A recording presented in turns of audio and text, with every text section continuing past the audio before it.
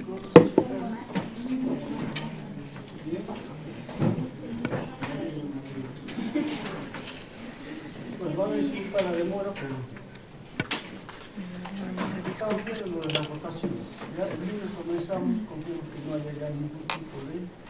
¿Ya? Está todo casi arreglado.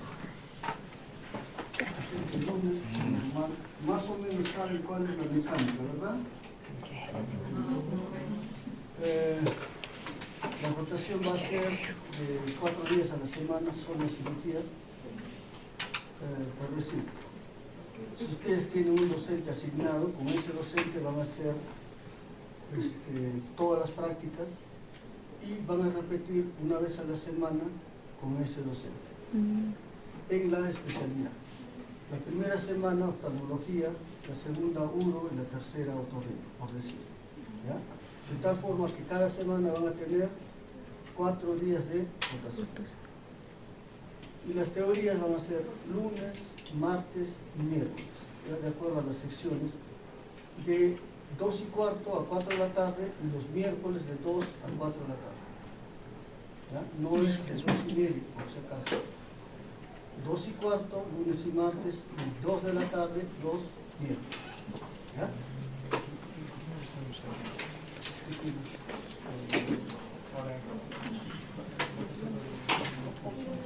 No, de los tres. El examen va a ser 33 preguntas, 11 preguntas por cada especialidad. Entonces, es casi sobre 20, pero al final como el 0,6 favorece al alumno, entonces es sobre 20. ¿Ya? Espero que tengan pues una buena performance porque ustedes están capacitados, ustedes son personas de rendimiento alto. Todos ustedes han ingresado con las máximas notas en la modalidad que haya sido. Esperemos un desempeño de ese tipo. ¿Ya? La promoción anterior, me refiero a la 10ª, sí me estresó bastante porque tenía como 15 a 20 candidatos que iban a jalar. No jaló ninguno porque en la práctica tuvieron buena nota. El 16 que les salvó el 0,8 que tenían de promedio en teoría. ¿Ya? Entonces ustedes no esperen pues, tener un 0,8 de promedio. Pueden en algún momento por circunstancias X tener una mala performance, pero no va a ser que las tres pasen. ¿Ya?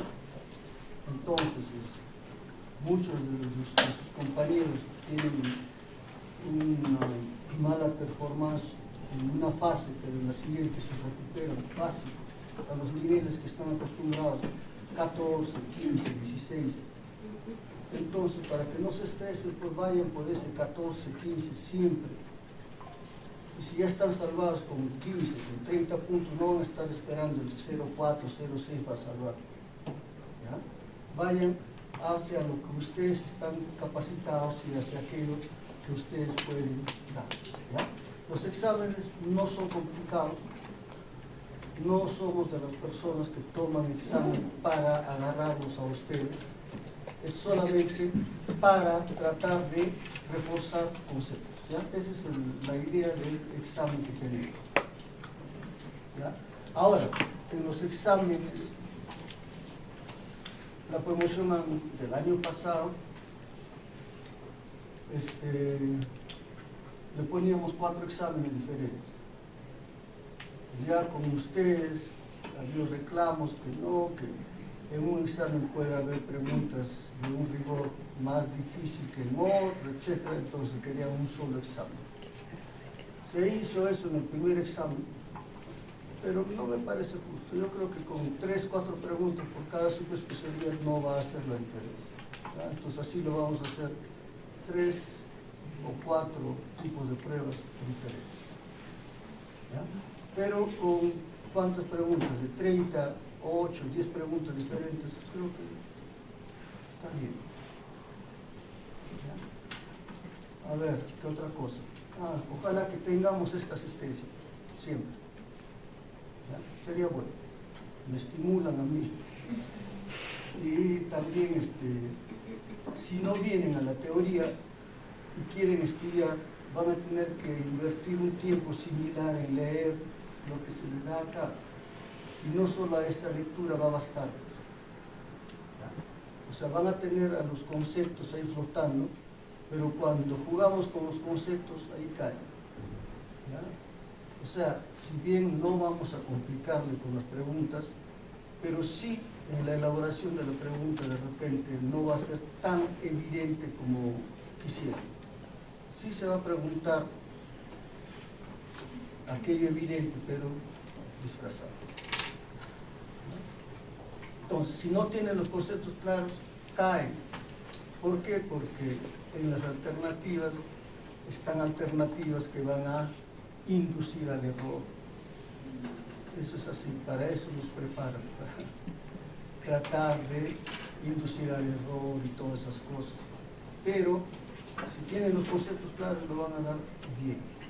¿Ya? ¿Alguna inquietud de parte de ustedes, chicos, chicas? Todo tranquilo.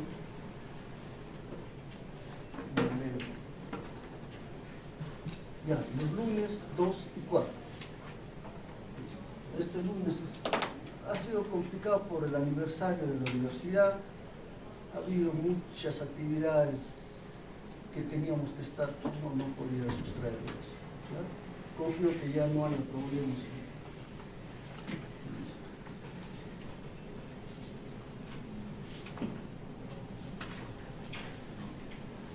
Bien, comenzamos la práctica la próxima semana. Va a haber examen cada 3 semanas, porque se va a terminar la fase cada 3 semanas, la tercera fase es cada 2, me parece.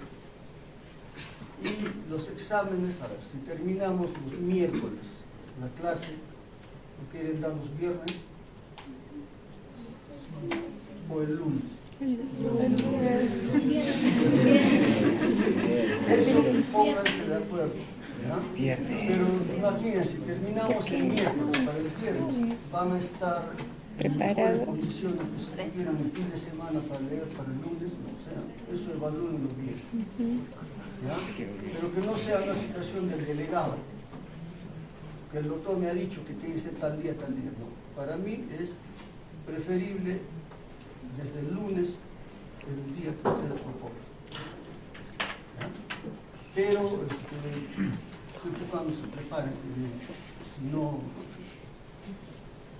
ya eso me avisan con tiempo, yo no tengo ningún inconveniente. ¿Ya? Entonces, vamos a comenzar las clases. Comenzamos con lo que es el síndrome del ojo rojo. ¿Ya?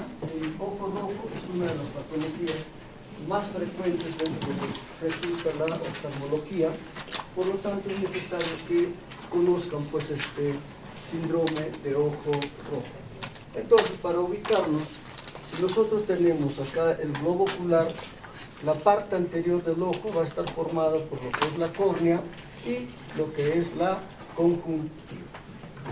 En la parte posterior vamos a tener una capa externa que es la esclerótica, la media que es la coroides y la retina.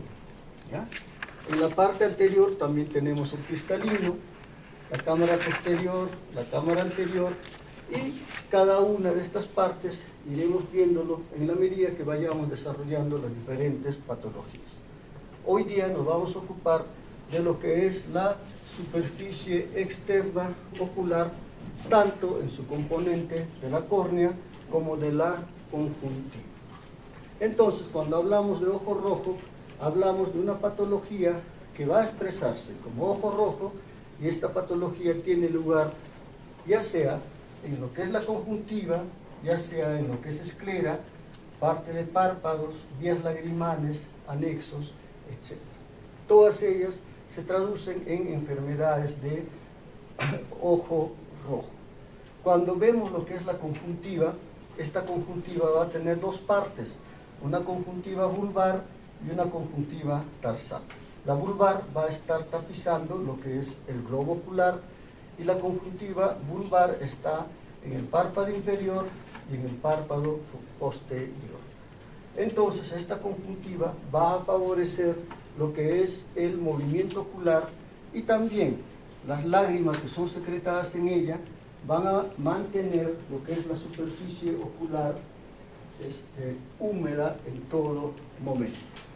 Entonces, en lo que es la superficie ocular, desde las glándulas lagrimales se van a secretar lo que son las lágrimas y ellas se van a encargar de lo que es la humectación de toda la superficie ocular a través de lo que es el parpadeo. Además de que en la propia conjuntiva y en lo que es la conjuntiva tarsal existen glándulas lagrimales accesorias que van a también producir cierta cantidad de lágrimas para este proceso de humectación. Muy bien, entonces tenemos lo que es la conjuntiva vulvar, la conjuntiva tarsal.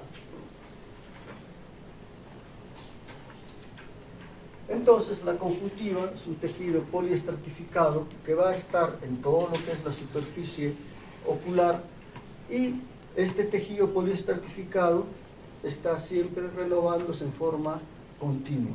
Pero en la parte ya interna vamos a tener vasos sanguíneos y una serie de tejido linfático que son los encargados de producir pues la reacción inflamatoria que pueden producirse a este nivel, como también procesos de acción bactericida en esta superficie. Entonces, esta superficie conjuntival, la superficie corneal, el que esté intacto, el que no tenga pérdida de lo que son células epiteliales, son un mecanismo de defensa de esta superficie ocular. En la medida que lo que es la conjuntiva, lo que es sobre todo la córnea, esté intacta, pues la posibilidad de infección va a ser un poco más difícil. Y esta situación de que una córnea intacta se va a lograr a través de ¿qué? De lo que es la lubricación de la córnea. Una lubricación que se va a dar ¿con qué? Con las lágrimas y a través del parpadeo, ¿ya? Entonces el epitelio conjuntival y el epitelio corneal intacto es una situación bastante importante. Las lágrimas contienen una serie de lisosimas que van a tener un poder bactericida frente a diferentes microorganismos y una función inmunológica por el tejido linfoide que también es causa de lo que son pues diferentes tipos de conjuntivitis, como puede ser la conjuntivitis alérgica. Como en toda parte del cuerpo existe una flora bacteriana que no es patógena, pero que en algunas circunstancias sí puede convertirse en patógeno. Entonces, la superficie ocular va a estar formada por lo que es la parte conjuntival, la parte corneal en la parte periférica y central y una parte del limbo. El limbo corneal, ¿por qué es importante?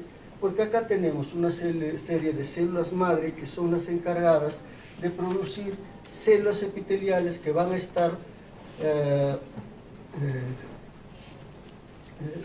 produciendo de que la desepitelización, tanto en la conjuntiva o en la córnea, se vaya epitelizando, ¿ya? Entonces es muy importante pues el área limbar, porque desde ahí se produce la epitelización de córnea y de conjuntiva.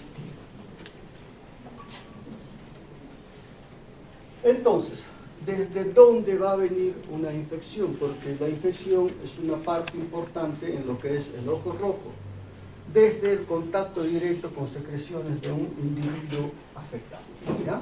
Siempre la infección se va a dar desde una fuente pues, de origen que generalmente es infecciosa. En el caso de conjuntivitis, ¿cuál sería? Pues otra persona infectada de conjuntivitis. Que va a haber una diseminación de la infección desde la mucosa nasal o sinusal del paciente, que también es otro factor. En los niños, el que se estén frotando los ojos en forma constante con manos sucias es otro factor de infección. Ya en la edad adulta, cuando sobreviene ojo seco, también existe esta situación de frote de lo que es la superficie ocular que condiciona la infección. Ahora, puede haber obstrucción de conductos nasolacrimales, daclocistitis, etcétera, que desde esta vecindad pueden producir una infección de superficie ocular. El hecho es de que cuando hay una patología conjuntival, va a haber pues una expresión en cuanto a sintomatología y signología, que en casi todas las conjuntivitis, ¿qué es lo que va a haber? Una serie de signos inespecíficos como el lagrimeo, enrojecimiento, escozor, ardor. Esta es una manifestación que está presente en todo tipo de conjuntivitis. Pero existen algunas manifestaciones que es importante tener en cuenta, porque esto nos va orientando hacia lo que vendría a ser qué factor etiológico está teniendo ese paciente con ojo rojo. Y en ese sentido, la picazón va a caracterizar sobre todo a lo que son infecciones alérgicas. La conjuntivitis alérgica cursa con una marcada escozor o picazón, pero esto también es propio de blefaritis, pacientes con síndrome de ojo seco, aunque esta picazón es en una medida menos intensa. Tengan en cuenta, cuando existe un problema de conjuntivitis, la agudeza visual siempre se va a mantener normal. No existe disminución de la agudeza visual no está afectada. Bien, en el ojo rojo puede también ser secundario a procesos de la córnea, pero cuando hay un compromiso corneal, ¿qué es lo que va a existir? Va a existir pues fotofobia, dolor ocular intenso, una marcada sensación de cuerpo extraño, blefaroespasmo, entre otras cosas. Cuando hay este tipo de manifestación dentro de lo que es ojo rojo, debemos pensar en un compromiso corneal.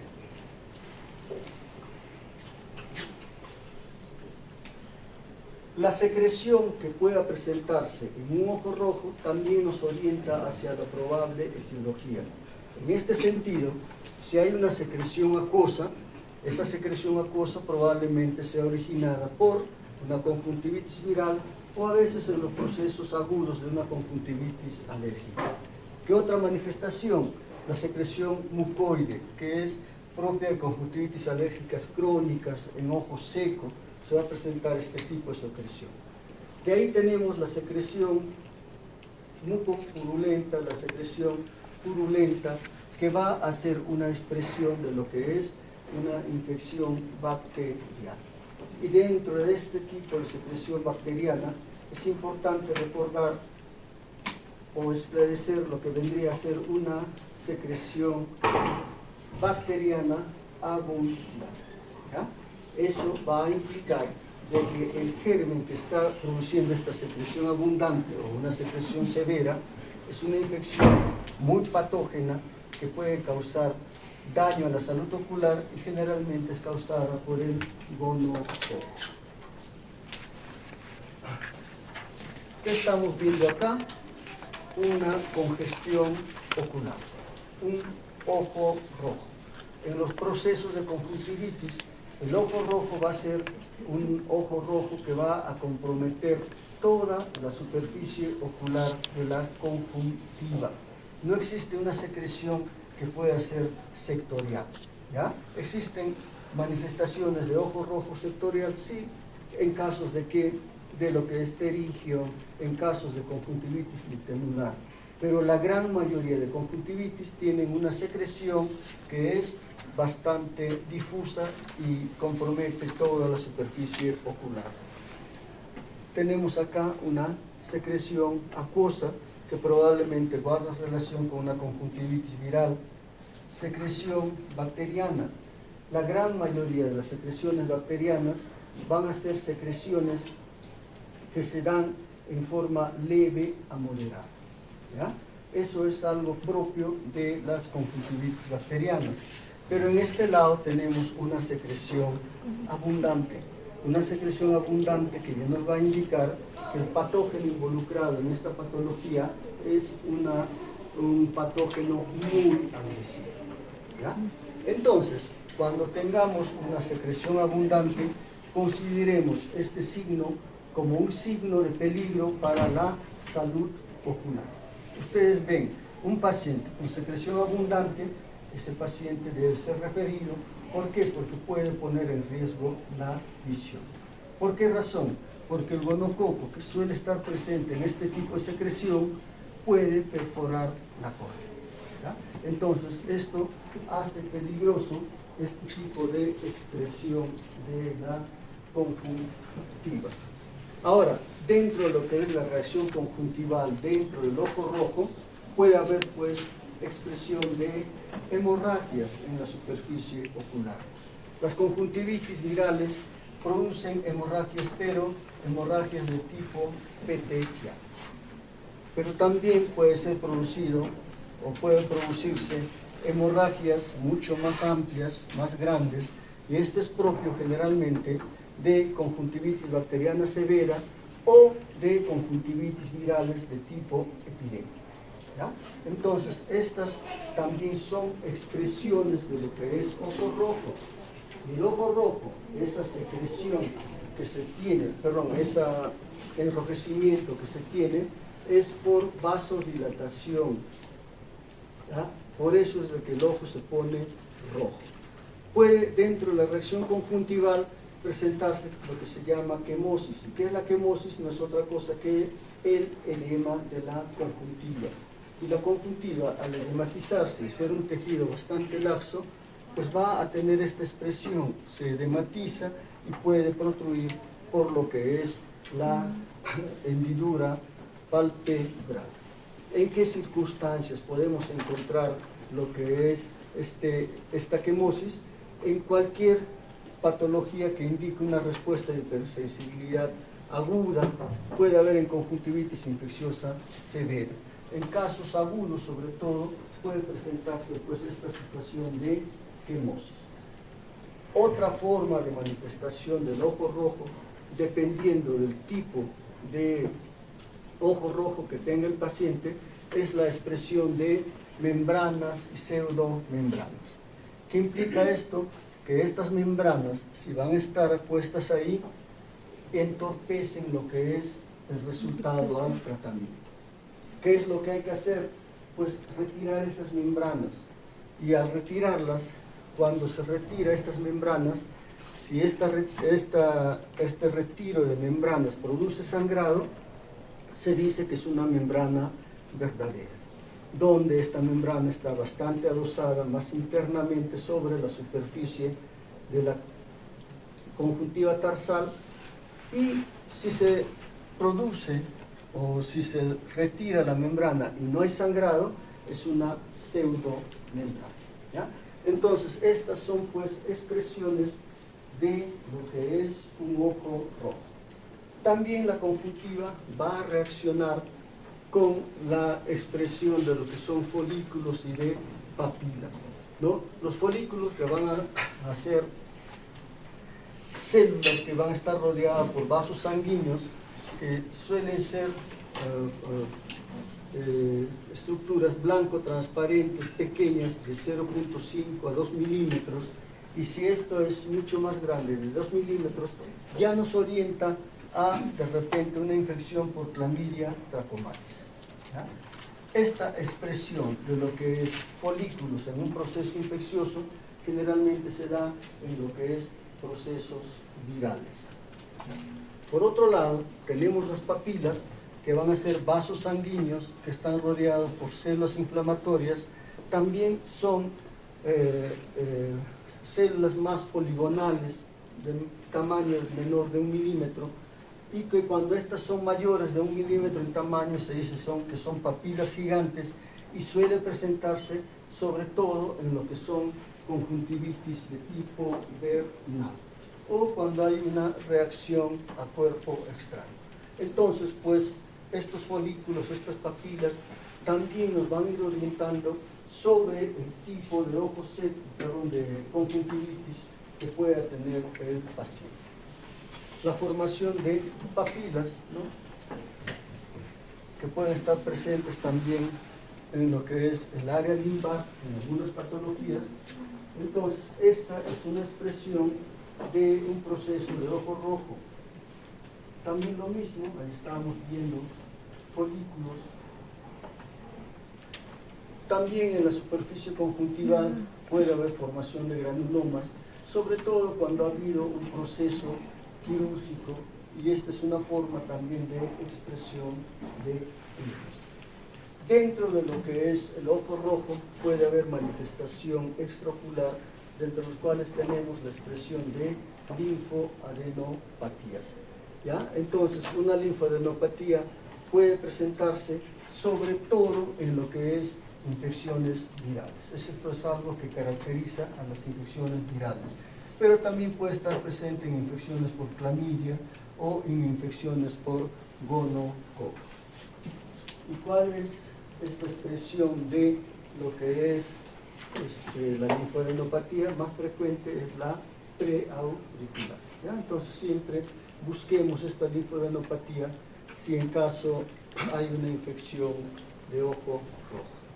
Ahora, otra expresión de ojo rojo viene a ser también la presencia de hemorragias, o también se llama liposfagma, donde vamos a encontrar un enrojecimiento ocular que suele presentarse en forma asintomática, no suele causar mayor molestia, es una patología que se presenta y de pronto son las demás personas que se dan cuenta de este ojo rojo y el paciente no tiene, recién toma en cuenta esto.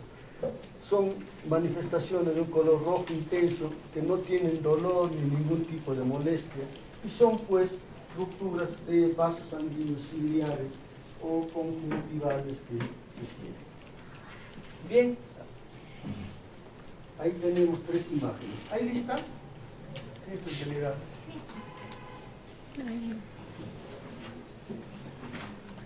Aquí tienen la lista.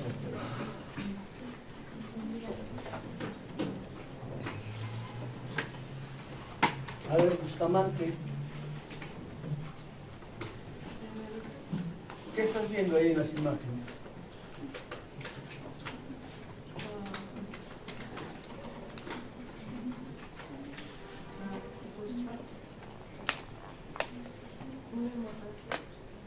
¿En cuál de ellas? Me parece que la de ella ya se está pasando. Esta de acá ya ¿En la está inferior? arreglando. Ya. Sebastián Coaila.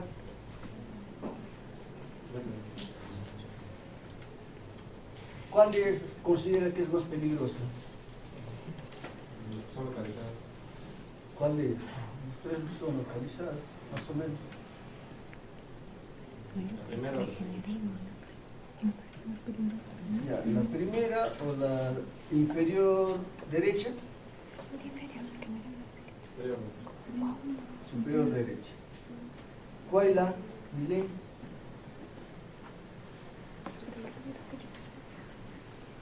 ¿Cuál parece más peligroso?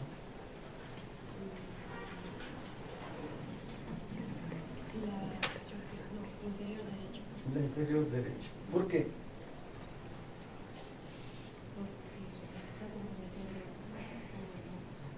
Ya. Hinojosa.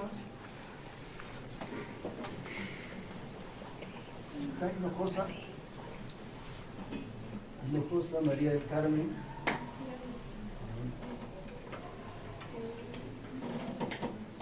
De igual manera, ¿cuál es la más grave, doctor? La inferior derecha porque tiene mayor extensión y está abarcando casi todo. ¿Y esa gravedad está relacionada con la función visual o con una cuestión sistémica?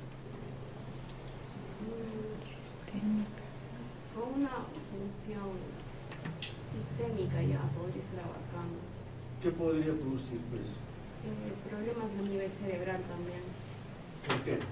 Porque si se está reventando un vaso cerca a la fractura ocular, también puede estar afectando capaz a una hipertensión a nivel craneal. Ya. Y por lo tanto, ¿qué debería hacerse? Es una emergencia. Ya. ¿Dónde está el primero? Loza, Claudio, ¿dónde está? Elisa, Luna.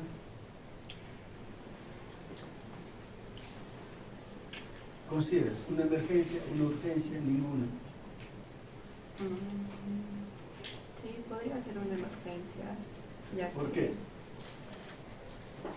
bueno, por lo mismo que comenta mi compañera, podría estar afectando ya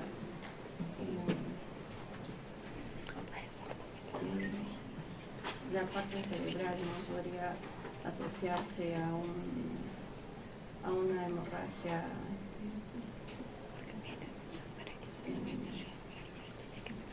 intracraniana. Francisca Moscoso.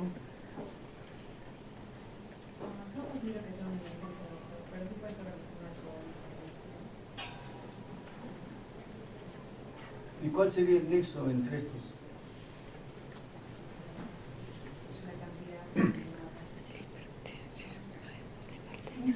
Paredes, no, Nadia Paredes. Creo que también puede ser por algo traumático, ¿no? Quizás puede haber generado un golpe, como una lesión en un vaso por empezar a... Pero asumamos, porque se despierta y tiene la hemorragia que tiene arriba. Presión. Sí, el sistema, lo de arriba me parece más sistema. A ver, ¿esto es hemorragia subconjuntival o congestión conjuntival? Ponce, Alison. ¿Qué es Ponce, Alison? Una es hemorragia y la otra que ¿Qué será? Congestión. ¿Ah? Congestión conjuntival. ¿En cuál de ellas? ¿Las tres o La alguna? de abajo es congestión. Sí, congestión porque hay mucho líquido, ¿no? Congestión.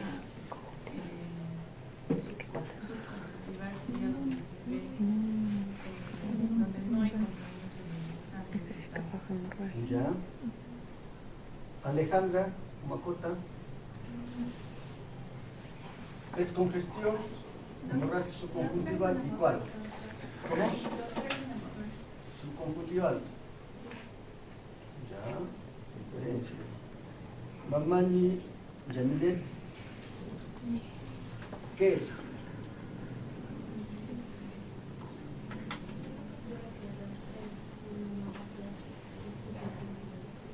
Ya. ¿Y cuál es la diferencia de esta hemorragia de una congestión?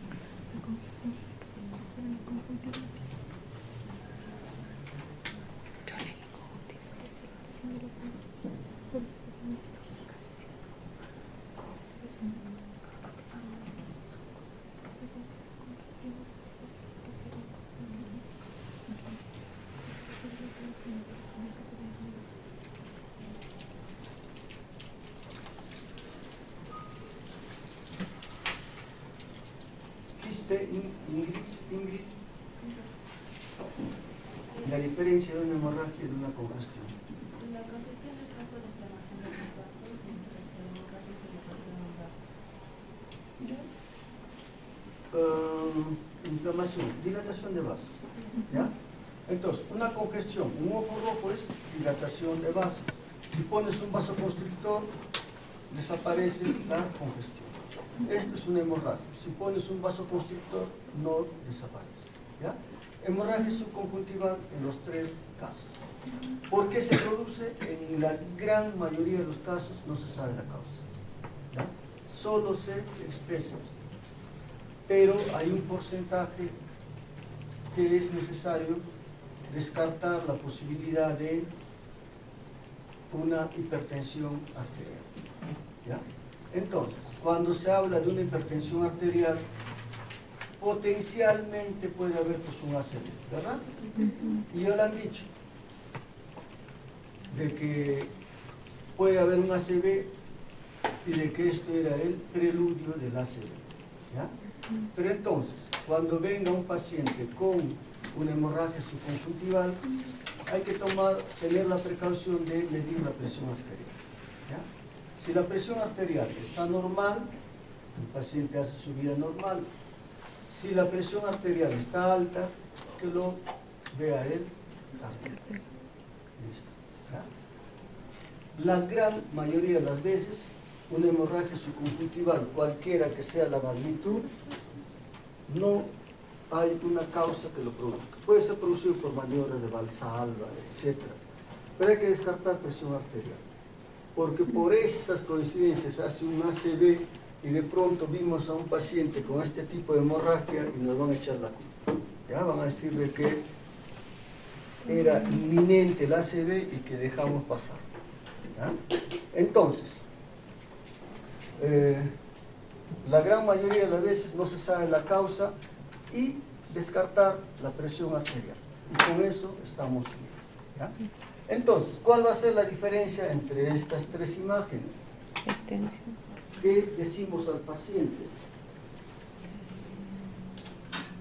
Porque es la misma las tres imágenes, en algo variará. La extensión. Extensión. La cantidad. Valencia, Doctor, no la.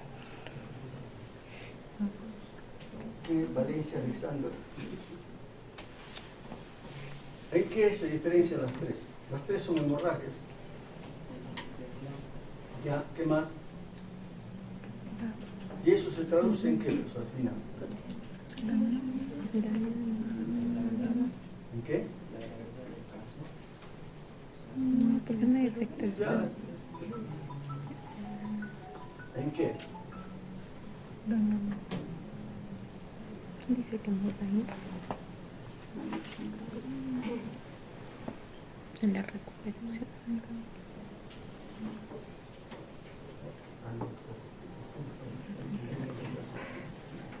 Doctora, por eso recién estamos acá.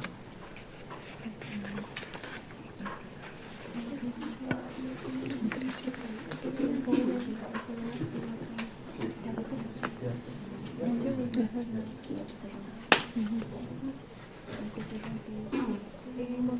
hemorragia. Es la dilatación. Es importante para lo que es pronóstico, para lo que es tratamiento, ¿no? Porque definitivamente la respuesta al tratamiento va a estar en la magnitud. Y solamente va a variar pues el tiempo de reabsorción. Allá estará 15 días, un mes, mes y medio, 2 meses. ¿Ya? Entonces, esta hemorragia, ningún medicamento va a hacer que desaparezca en menos tiempo. ¿Ya? El tiempo en que va a resolver más o menos ese es el tiempo aproximado. ¿Ya? Por lo tanto, se dará un tratamiento y se dice al paciente que lo use por 8, 10 días en el periodo agudo, digamos, y que si estamos en este caso, a los 10 días descontinúa el tratamiento, pero que todavía va a continuar el enrojecimiento. ¿Hasta cuándo? Hasta el mes. ¿Ya? ¿Qué otra restricción creen ustedes?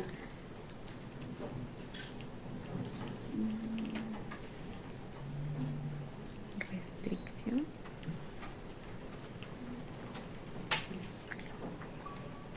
¿Alguna indicación más? ¿Alguna restricción? Los lugares calientes. A ver, ¿qué pasa si tienen solamente este No tipo de hemorragia subconjuntival en plena luna de miel? A no hacer esfuerzos. No puede hacer esfuerzos. ¿Ah? No esfuerzos. No esfuerzos. ¿Qué más? Entonces, ¿qué haces en tu luna de miel? ¿Te dedicas a ver el paisaje? Claro. ¿Sabes? El ¿Qué otra restricción? Ya, dice, no esfuerzos. ¿Qué más? ¿Ah? ¿Para qué? O sea, evitarlos. Ya, evita vasodilitadores. ¿Qué más? ¿Qué otra? No consumir anticoagulantes. Evitar anticoagulante. O sea, dejar anticoagulantes. evitar anticoagulantes, podría ser. Por eso dejar. ¿Ya ves? Pero serían pacientes conocidos con una patología mayor que esta. Bueno, por si acaso. No restricción física, no restricción de alimentos. ¿Ya? Por si acaso. Bien. Les viene en su internado a las 2 de la mañana una hemorragia este tipo. Sábado en la noche. Llaman al oftalmólogo. No nos va a contestar. Ya pues, si ya descarta su cardíaco. presión arterial está normal, ¿qué hace? Por consultorio. Los citas para consultorio. ¿Está bien? No vayan a llamar al oftalmólogo, no me hagan quejar más, por favor. ¿Ya? Esto no es emergencia, no es urgencia. Ahora, si yo tengo este tipo de hemorragia, me asusto. pero al final no implica mayor riesgo ni para la vida ni para la salud. ¿Ya? Descartando hipertensión arterial, no hay mayor problema. ¿Ya? No restricciones, chicos. Esto es frecuente y lo van a ver. Entonces, recuerden lo que estamos diciendo. ¿Ya?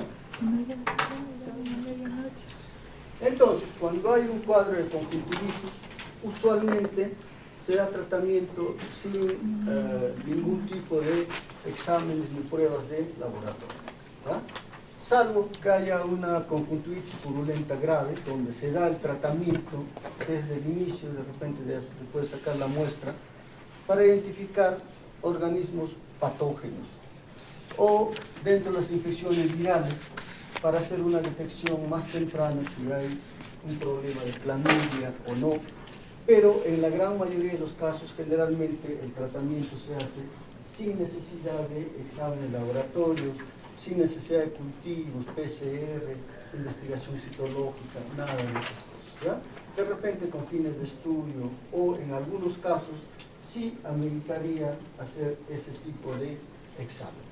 Entonces, si ya tenemos un problema de ojo rojo, hay que ver la probable etiología. Una etiología que puede venir desde lo que es la conjuntiva o zonas anexas o desde la córnea. Entonces, cuando examinemos la conjuntiva, casi toda la conjuntiva es fácil de examinar. Dentro de lo que es la conjuntiva, el tarso inferior, jalando un poco, se puede examinar todo lo que está pasando en el tarso inferior. En lo que es la parte vulvar de la conjuntiva, la parte inferior hacemos que el paciente mire hacia arriba, que mire al costado izquierdo, al costado derecho o hacia abajo, y ahí estamos examinando todo lo que es la conjuntiva. ¿Dónde puede haber problemas en el examen de lo que es la conjuntiva tarsal superior? ¿Dónde va a haber qué cosa? Hay que necesidad de vertir el párpado. ¿Qué estamos observando ahí? Un cuerpo extraño. Si no vertiéramos el párpado y damos un tratamiento para ojo rojo, ¿en cuánto tiempo más o menos pasará este ojo rojo? 2, 3 días. 3 días, 5 días.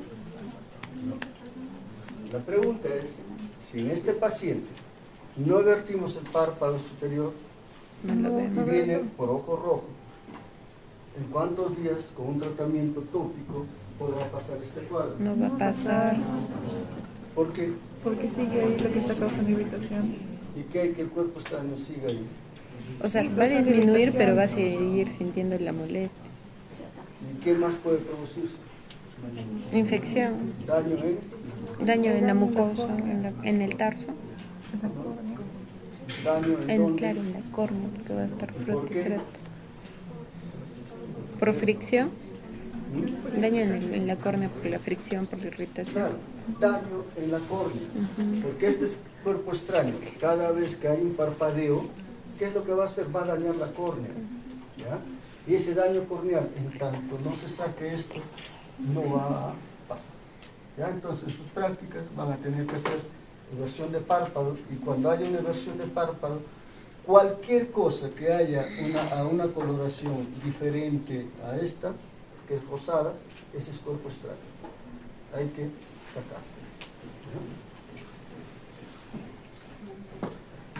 Para lo que es lesión de conjuntiva, también se puede usar la rosa de Bengala, que nos va a decir cuál es el grado de desepitelización que puede haber en conjuntiva. ¿Ya? Pero es más importante el tratar de ver qué tanta lesión hay en la córnea. Para eso se usa el colorante de fluoro 6. ¿Ya? Entonces, eso ténganlo en cuenta, que es importante con los colorantes que podemos visualizar desepitelización conjuntival, desepitelización corneal, siendo más importante desde el punto de vista de patología la desepitelización corneal. ¿Ya? Entonces, cuando hablamos de conjuntivitis, vamos a hablar pues de una inflamación de conjuntiva, de una vasodilatación de la conjuntiva, que va a ir acompañado de pronto de diferentes tipos de secreciones, ¿ya? Y dentro de este proceso de ojo rojo, pues va a haber una congestión ocular que va a involucrar toda lo que es la parte de la conjuntiva, generalmente siendo más intensa en lo que es la transición de la conjuntiva vulvar con la conjuntiva tarsal. Pero también hay una congestión conjuntival que es más periquerática, donde el enrojecimiento ocular está cerca a lo que es el limbo corneal.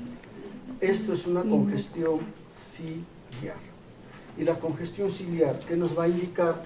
Que probablemente la etiología de ese ojo rojo tiene un origen en lo que es la córnea o en lo que es un proceso intraocular.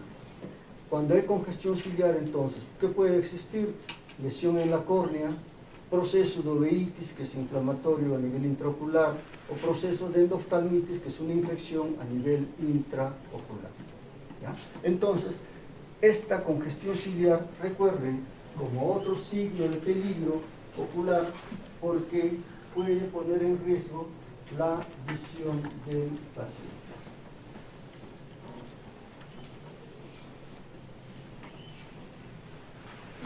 Entonces, dentro de lo que viene a ser las conjuntivitis de manera amplia, constituyen pues una de las causas más importantes de lo que es consulta oftalmológica, en las diferentes formas de expresión, sea que ésta tenga un origen infeccioso, ya sea por bacterias, por virus, un compromiso alérgico, etc.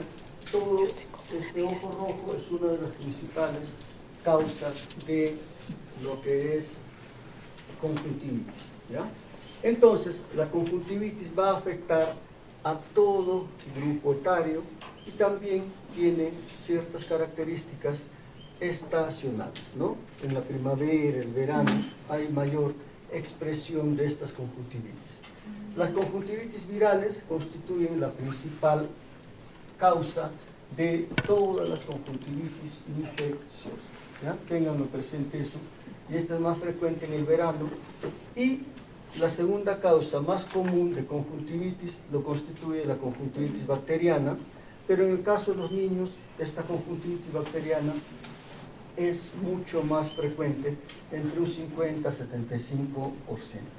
Y esta es más frecuente entre diciembre a abril.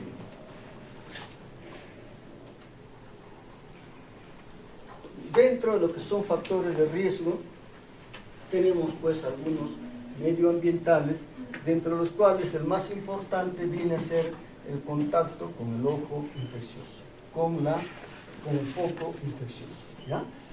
Como en cualquier enfermedad, el foco infeccioso constituye la principal fuente de infección en tanto tengamos interrelación con ella.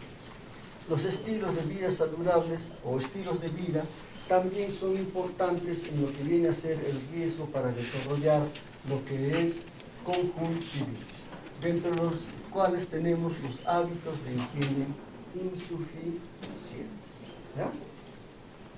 ¿Cómo logramos vencer a la COVID-19? Con higiene. ¿En qué? Lavado de manos. Vacuna, La vacuna y lavado lavado de de manos. manos, ¿qué más?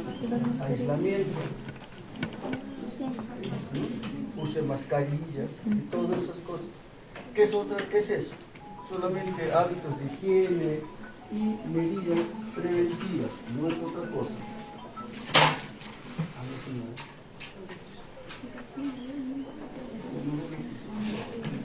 El doctor tiene para hablar.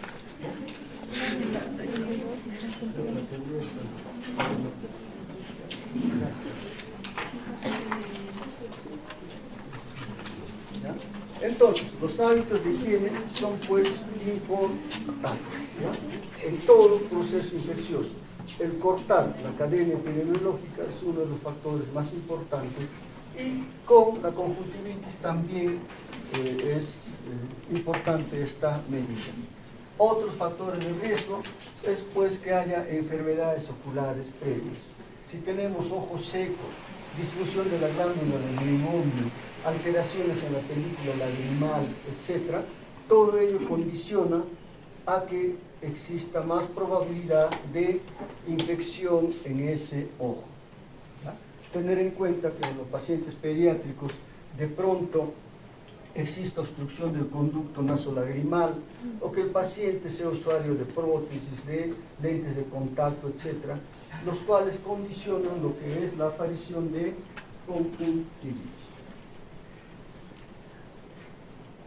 Entonces, la expresión de una conjuntivitis va a ser pues el ojo rojo, la presencia de secreciones, la presencia de prurito.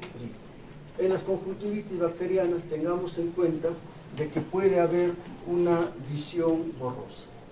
Una visión borrosa que es propio de pronto de la secreción que se tiene en la superficie ocular, pero que con el parpadeo va a existir una modificación de esta visión. Pero puede el paciente experimentar visión borrosa, no disminución de la agudeza visual, que es muy diferente. Habíamos dicho que en las conjuntivitis la agudeza visual no se ve alterada. Entonces, encontraremos pues en los pacientes lo que es el ojo rojo, que va a haber una hiperemia conjuntival, la presencia de secreción, que son expresión de diferentes tipos de conjuntivitis. Cuando estamos frente a una conjuntivitis bacteriana, esta puede ser clasificada de acuerdo al tiempo de duración en aguda, hiperaguda y crónica. ¿Ya? Entonces, estas conjuntivitis bacterianas agudas son cuando la sintomatología está entre 3 a 4 semanas, y esta forma de expresión de conjuntivitis aguda es la forma más frecuente de expresión de conjuntivitis. Por otro lado, las conjuntivitis bacterianas pueden tener una expresión hiperaguda, de tal forma que va a haber un inicio abrupto con una máxima intensidad de inicio a las 24 horas, con una secreción verde amarillenta, con una inyección ciliar mixta, y es producida por Neisseria gonorrhoeae. Y el otro tipo de cuadro viene a ser las conjuntivitis crónicas, donde los signos y síntomas duran más de 4 semanas. ¿Ya? De tal forma que la expresión de este tipo de conjuntivitis generalmente son las clamillas, los tracomas en sí, o los estafilococos. Ahora, según su origen, las conjuntivitis pueden ser infecciosas, tanto bacterianas, virales o no infecciosas, dentro de las cuales tenemos las alérgicas, físico-químicas, como los diferentes medicamentos, cloroformo, agentes químicos, etc. Las enfermedades sistémicas también son importantes, como las artritis reactivas, lupus, etc. Entonces, en la conjuntivitis bacteriana, tengamos en cuenta la etiología, sobre todo en lo que es la población pediátrica, donde es más frecuente la expresión de una conjuntivitis bacteriana por hemófilos influenza. ¿Por qué es importante la expresión del hemófilos influenza? Porque en ellos puede ir acompañado de enfermedades sistémicas como procesos respiratorios altos, como otitis medio aguda, etc. En los adultos sí tenemos expresión por el Streptococcus aureus, el Staphylococcus epidermidis, entre otros.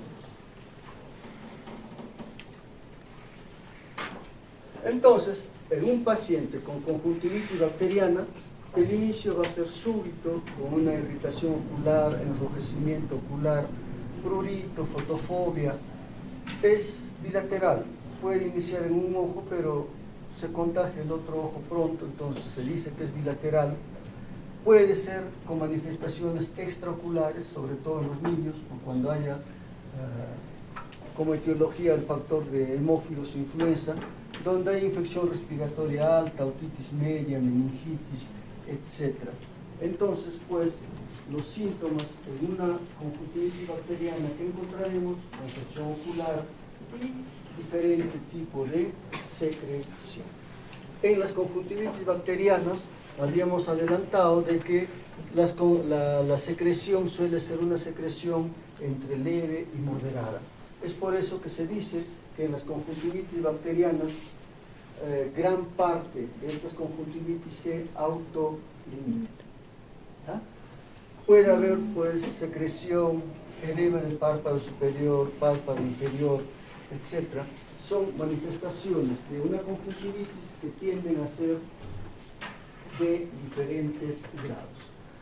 De las conjuntivitis bacterianas, la conjuntivitis bacteriana aguda, la llamada conjuntivitis catarral, viene a ser la forma más frecuente de expresión de la conjuntivitis bacteriana, que vamos a encontrar es un ojo rojo, una secreción entre leve y moderada, que va a hacer que el paciente, sobre todo en horas de la mañana, amanezca con el ojo pegado, con dificultad para apertura de los párpados. Bien, conjuntivitis catarral, ¿qué está pasando? Dos hermanos que tienen una conjuntivitis, ¿ya? Las conjuntivitis suelen presentarse más en lo que son pues ambientes cerrados y dentro de lo que es el ambiente familiar. Bueno, también puede haber conjuntivitis aguda por estreptococo, ¿no? Donde va a haber la expresión de ojo rojo, secreción mucopurulenta, quemosis, hemorragia. O en el caso del Staphylococcus pyogenes, que es mucho más infrecuente, pero puede haber manifestaciones sistémicas como fiebre, escarlatina. Y recuerden, en la conjuntivitis aguda por Haemophilus influenza, que va a presentarse sobre todo en los niños con manifestaciones clínicas al tercer, cuarto día de la infección y que se puede asociar a complicaciones sistémicas, sobre todo otitis medio aguda. Puede haber como complicación queratitis flictenular, como estamos viendo acá en la imagen, ¿no? La flicténula, que va a ser una flicténula que se presenta en el limbo más o menos, es una expresión de una conjuntivitis por Haemophilus influenza. Entonces, el diagnóstico es generalmente clínico, ¿ya? Todavía no hemos tenido temblor acá, ¿no? Ojalá no tengamos. ¿Qué haríamos? Con un temblor en el tercer piso. Alejarme de las ventanas porque no están pavonadas. Bajamos y nos quedamos. Tercer piso para arriba, mejor quedarse. Segundo piso, intentarse. Primer piso. Pero tercero, quedarse. ¿Dónde? Lejos de las ventanas. Lejos de las ventanas. Lejos de ventanas. Tenemos por ahí varias zonas seguras que están señalizadas. ¿Saben qué es el triángulo de la vida? ¿Cuál es? Apoyarse a un lado y evitar, o sea, poner un triángulo en el que si cae algo pueda apoyarse. Ya, o sea, estar al lado de un mueble que sea lo suficientemente sólido. Después, si están en un carro, quédense al lado del carro, no dentro del carro. Y así, cualquier estructura sólida te pones a un costado en posición fetal, de ser posible, y hay más posibilidades de sobrevida que si estuvieras en otros. En teoría. Bueno. Entonces, cuando tenemos un cuadro de conjuntivitis, el diagnóstico es clínico, ¿ya? Principalmente. Que se puede usar estudio de laboratorio en los casos más graves, ¿ya? O en aquellos pacientes que no responden al tratamiento, ¿ya? Porque muchas veces, como se hace el tratamiento en base a la clínica, hay pacientes que no van a responder adecuadamente. Entonces hay que replantear el tratamiento porque de pronto puede tratarse de otra etiología que no es bacteriana. Entonces, los corticoides tópicos se pueden usar porque disminuyen la cicatrización si es que hay membrana, si es que hay pseudomembrana, ¿ya? Pero esto previa evaluación del paciente. La irrigación, los lavados de ojos que dicen, eliminan secreciones, eliminan parte de bacterias. Entonces, es una recomendación que podría darse. Y si un paciente usa lentes de contacto durante el tratamiento o el cuadro de la infección, que deje de usar el lente de contacto. Entonces, el manejo de la conjuntivitis bacteriana. Habíamos dicho que casi un 60% de los pacientes se va a autolimitar, ¿ya? Muchas veces encontramos secreción en un paciente y el paciente ni siquiera expresa molestias, va por otra cosa a la consulta. Entonces, pues, como tratamiento se puede usar un antibiótico puro por 2, 3, 4, 5 días y evaluar. Si en 2, 3 días no hay respuesta, mejor derivar, ¿ya? Pero ustedes usen siempre un antibiótico puro, no asociación de corticoides con antibiótico, ni menos corticoides puros, ¿ya? ¿Por qué razón? Porque de pronto la etiología puede estar en la córnea por una infección viral como el herpes simple, que ante la instilación de gotas con corticoide se exacerba el cuadro, ¿ya?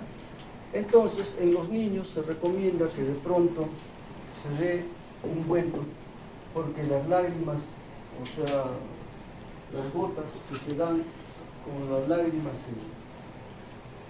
se limpia todo, entonces es mejor ungüentos. En todo caso, el tratamiento va a estar pues orientado solamente con antibióticos, ¿ya? Dentro de lo que son las conjuntivitis bacterianas, tenemos también pues a las infecciones por clamidias, que es una infección de transmisión sexual principalmente. En los adultos es una infección óculo-genital, pero en los niños es una infección perinatal por canal del parto. De tal forma que tanto en el adulto, varón y mujer, va a haber pues síntomas como en el caso de varones, uretritis, proctitis, con conjuntivitis que puede complicarse con epididimitis, artritis reactiva, etc. En las mujeres que puede haber cervicitis, proctitis, uretritis acompañada de conjuntivitis, y como complicaciones puede haber endometritis, salpingitis, otra cosa, y otras cosas más, ¿no? En las embarazadas puede haber parto prematuro, infección del recién nacido, acompañada de conjuntivitis, neumonitis, etc. De tal forma que cuando tenemos esta infección de transmisión sexual, se debe dar tratamiento a la pared, ¿ya? Cuando se detecte esto, se da tratamiento a la pared. Entonces, esta conjuntivitis de inclusión del adulto, que es un cuadro agudo, se va a presentar, ¿por qué? Por la infección por Chlamydia trachomatis de los serotipos de la T a la K, ¿ya? Y cuando se presente el cuadro, ¿qué es lo que va a haber? Queratoconjuntivitis, va a haber una transmisión por contacto directo o indirecto de la zona infectada genital o desde la conjuntiva, y la clínica generalmente tiende a ser unilateral, con sensación de cuerpo extraño, lagrimeo, fotofobia, hiperedia conjuntival, hinchazón palpebral, secreción acuosa mucopurulenta, ganglio linfático preauricular. ¿Qué están observando acá?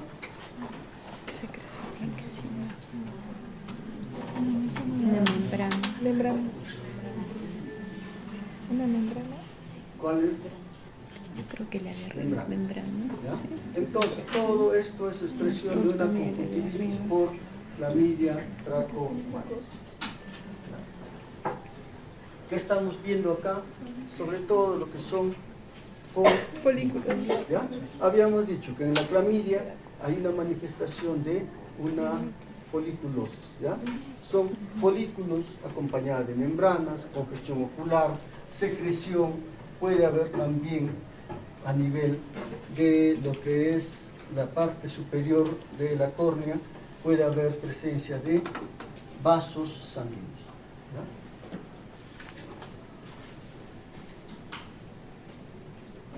Entonces, el tratamiento va a ir orientado hacia lo que es la parte sistémica para ver la infección de los tractos genitales, y lo que es la conjuntivitis en sí.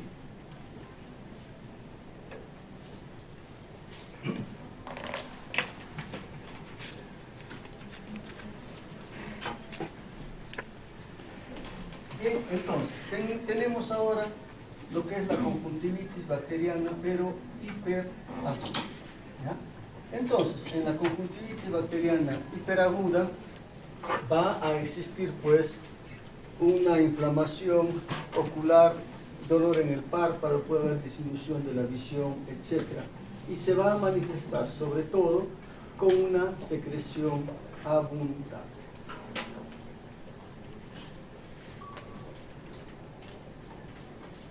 Se puede presentar en niños, se puede presentar en adultos. Si se presenta en los niños, probablemente sea causada por Neisseria gonorrhoeae al momento del parto. Si no recibe tratamiento oportuno, se puede perder el ojo. ¿Ya? Generalmente se presenta dentro de los primeros 5 días de vida y puede presentarse con cuadros de bacteriemia, con cuadros de meningitis.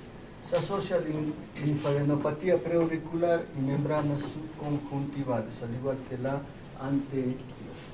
Tener en cuenta que en esta patología, esta secreción abundante, puede estar un patógeno muy agresivo para el ojo, que es la Neisseria gonorrhoeae. ¿Ya? Normalmente, cuando existe una patología a nivel corneal, ¿qué es lo que va a existir en sus inicios? Una desepitelización corneal. A la desepitelización corneal sigue una úlcera y esa úlcera puede perforarse. ¿Ya? Pero cuando hay una infección hiperaguda como el gonococo, ¿qué es lo que va a pasar? De que con una córnea indemne, sin que exista desepitelización corneal, puede producirse una perforación corneal en situaciones, en cuestión de horas. Por lo tanto, esta patología debe ser considerada una emergencia ocular. ¿No?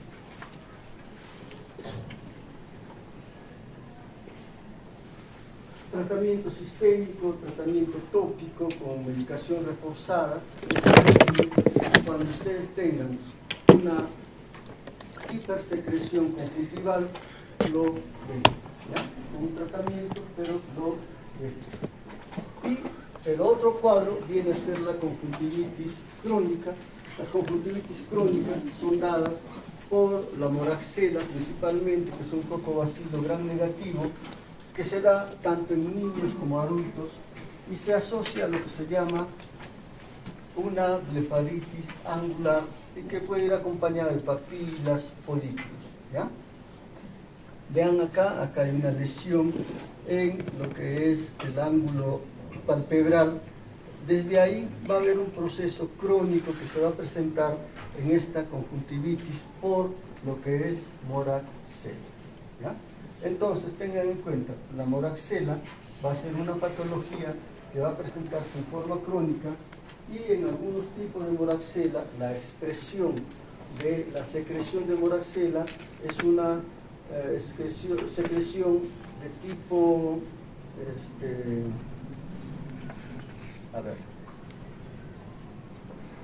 unas burbujas blanquecinas. ¿Ya?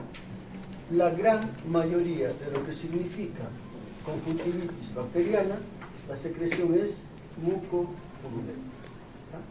Esta es la única que tiene una secreción, que tiene una forma de burbujas blanquecinas pequeñas. ¿Ya? Cuando vean eso es moraxela, tiende a la cronicidad. ¿Qué otras patologías pueden causar conjuntivitis crónica? El estafilococo aureus. ¿Por qué razón? Porque generalmente el estafilococo aureus va a afectar lo que son los párpados y desde los párpados se va a generar un proceso crónico. ¿Ya? Entonces, es otro germen que produce conjuntivitis crónica. Otro germen que va a producir conjuntivitis crónica va a ser la Chlamydia trachomatis. ¿Ya?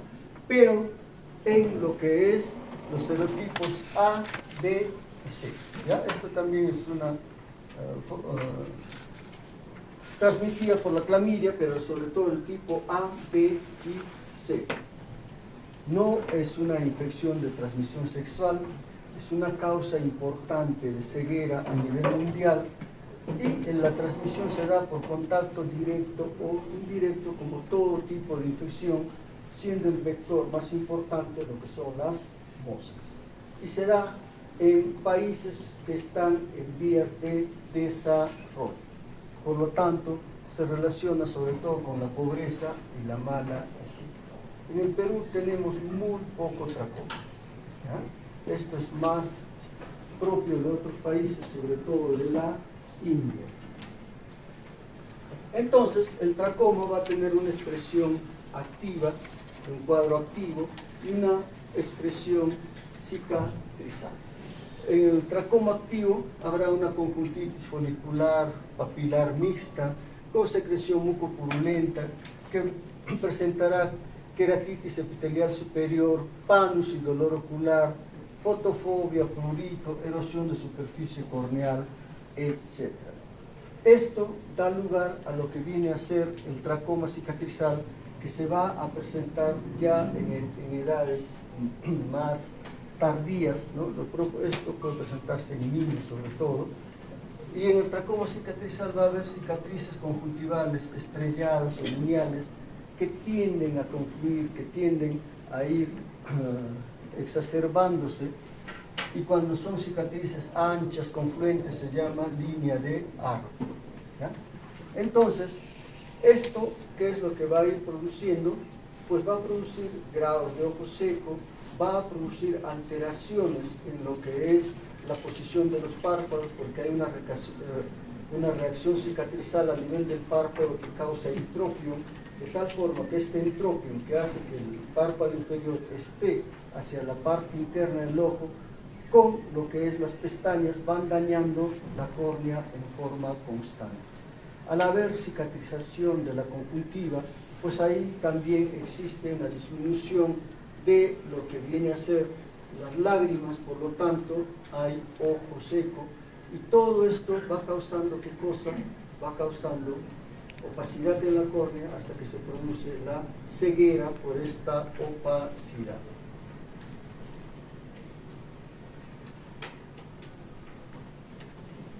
Entonces, tenemos folículos, papilas, tenemos vasos sanguíneos sobre la córnea, que es el panus, tenemos cicatrización de la conjuntiva, que tienden a ser confluentes, tenemos la expresión de un entropium cicatrizal, donde los párpados van dañando lo que es la córnea, porque los párpados están evertidos a la parte interna. ¿Ya? Todo esto va a causar alteración a nivel de la córnea. Tenemos las líneas de Arp en el tracoma, que no es otra cosa que una cicatrización que se va haciendo cada vez más extensa. ¿Ya? Entonces, recuerden que el tracoma viene a ser una patología que va a ser causa importante de ceguera en algunos países, una ceguera que es secundaria a una patología corneal que se ve alterada por situaciones de ojo seco, por daño mecánico de lo que es las pestañas que están en contacto con esta superficie ocular.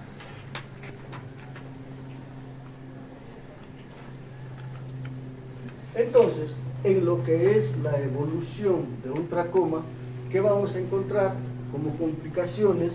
Lo que es cicatrización conjuntival, la presencia de entropio, que esté el párpado orientado hacia la parte interna, presencia de triquiasis y distriquiasis, que son malposición de las pestañas en los párpados, la presencia de vascularización corneal, opacidad corneal severa, ojo seco, y todo esto va a influir en que exista una desnaturalización de lo que es la córnea, con la consiguiente ceguera que pueda presentarse.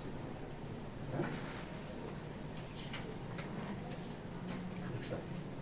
Hasta ahí nos quedamos con otra sección. Ya chicos, seguimos entonces. ¿Ya?